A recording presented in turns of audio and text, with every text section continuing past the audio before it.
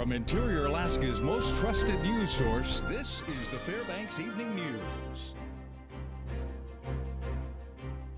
Good evening and thank you for joining us. You knew it was only a matter of time until it would happen. With our latest heat wave, the fire potential became a reality this weekend. That's right. Saturday, 2 small fires were extinguished quickly in the Johansson Mall area. Sunday afternoon, a large fire developed rapidly near Harding Lake off of Old Valdez Trail, 35 miles southeast of Fairbanks. The fire began on a hill between the Tanana River and the Richardson Highway. Now, by this morning, thanks to the efforts of work crews and aircraft dropping retardant, they are getting a handle on this blaze.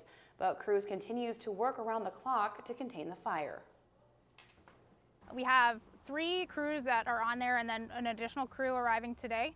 And what they are doing is working to secure that line. And again, they're dealing with very steep terrain and snags that are burning and hardwoods and other vegetation that's very dried out that wouldn't otherwise be burning.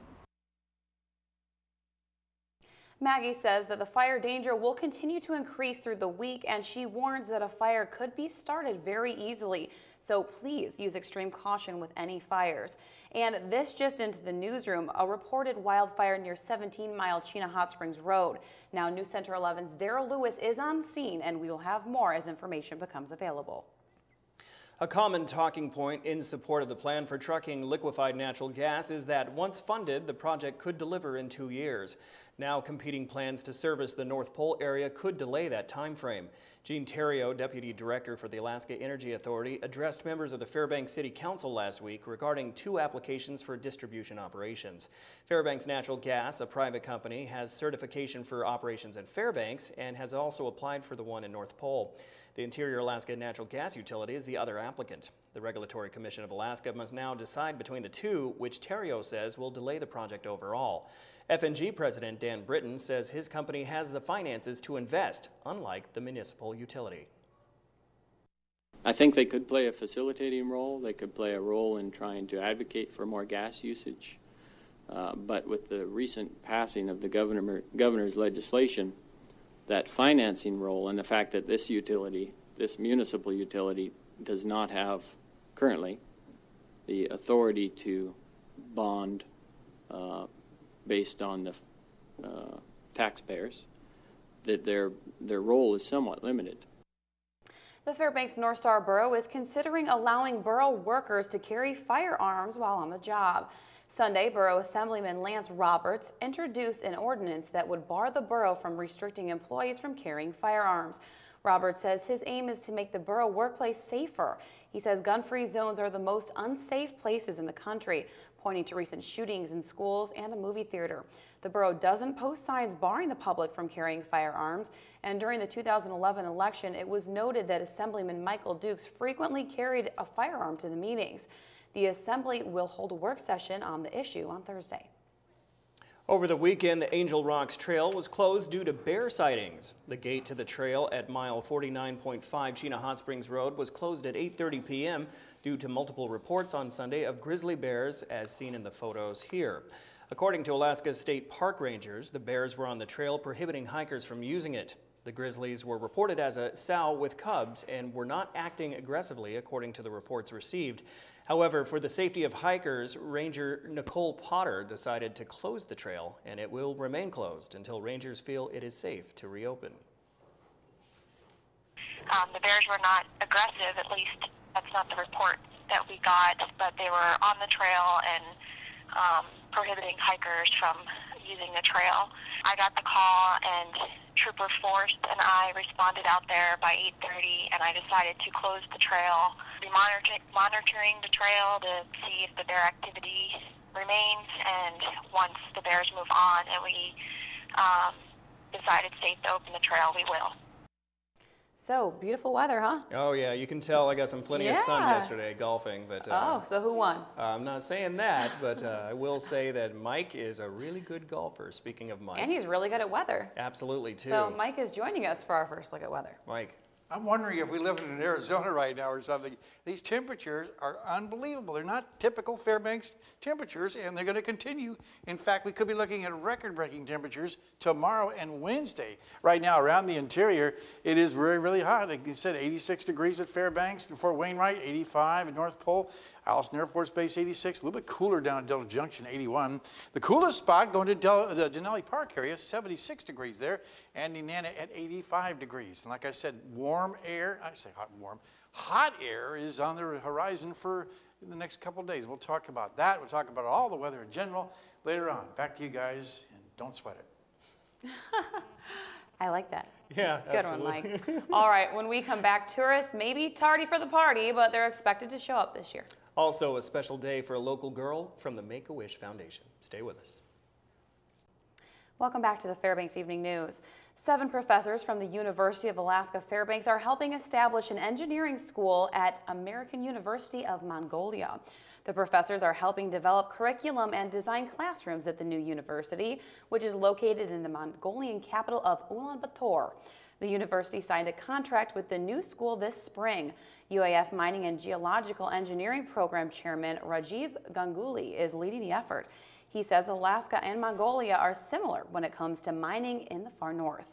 The new school will cost in the millions of dollars. He says most of that will come from the private sector mining companies in Mongolia.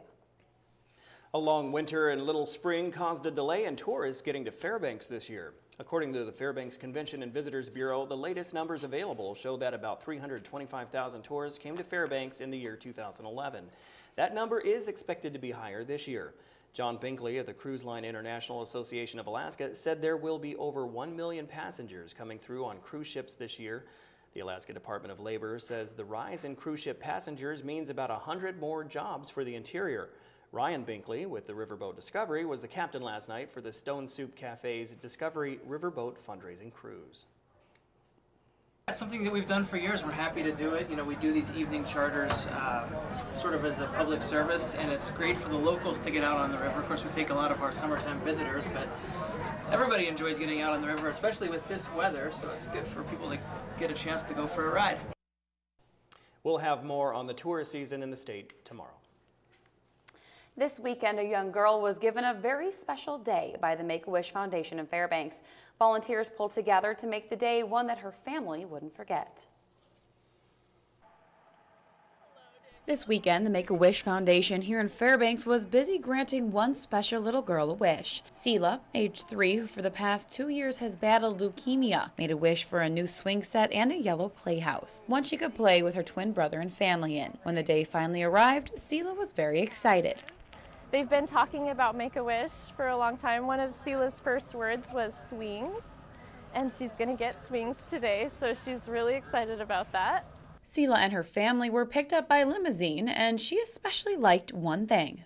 She especially loved no seatbelt rule in the in the ride on the way here. She was taking full advantage of that. Although Seela has stopped taking chemo and some of her other medications, her mother says they still have a long road ahead of them. We've had to do feeding therapy and occupational therapy and all sorts of things to teach her how to be a kid because she didn't get to learn at the same pace that a normal kid would. So we're friends with all the nurses. We have a great team of doctors up here. While playing at the park, volunteers from Make-A-Wish, Home Depot, and the Carpenters Union were busy at their home building her that very playset she wished for while at the Ronald McDonald House in Seattle. So amazing. It's such a good feeling, you know, being able to give back to them, and you know, they've already gone through such a struggle, you know, at such a young age, and it just feels really good. Seela's mother said there is one thing that they have taken away from the past 2 years.